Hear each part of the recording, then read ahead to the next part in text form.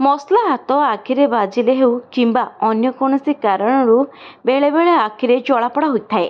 साधारण कथा सेतेबेले आमे कहिबाकू आखि को टिके फुंकी देबा पई कहिथाउ।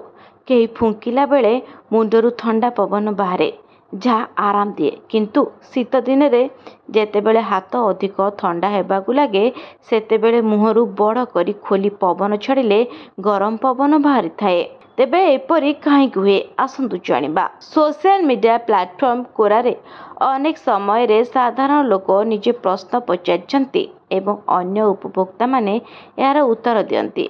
अनेक थर उत्तर देउथिबा उपभोक्ता कोनोसी फिल्टर जनाशुना व्यक्ति विशेष होइथांते। किछि वर्ष पूर्वे केही जणे कोरारे प्रश्न पचारथिले जे जेतेबेले आमे मुहरु फुंकी पवन बाहर करू ठंडा पवन बाहरी थाए, किंतु जेतेबेले पवन भीतर को नऊ यह गरम कहीं हुए। एही रोचक प्रश्नर उत्तर कोरारे दिया जाइछि।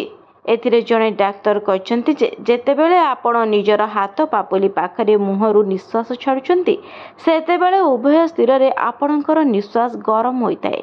जदि आपण निजर हाथ पापुली को निज मुहरु किछि इंची दूर रे रखी दुई उपाय रे निश्वास फुंकती, थरे हार स्वर सहित एवं द्वितीय थर फुर स्वर सहित, तेबे आपण अनुभव करिवे कि हार निश्वास अधिक गरम लगे किंतु फु ठंडा लगे।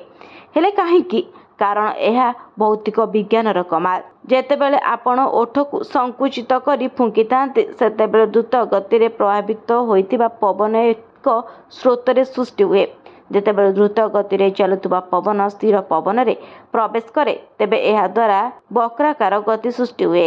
एही गतिर प्रभाव आख पाखरे ठंडा पवन को निश्वासर दिगरे टाणी आने।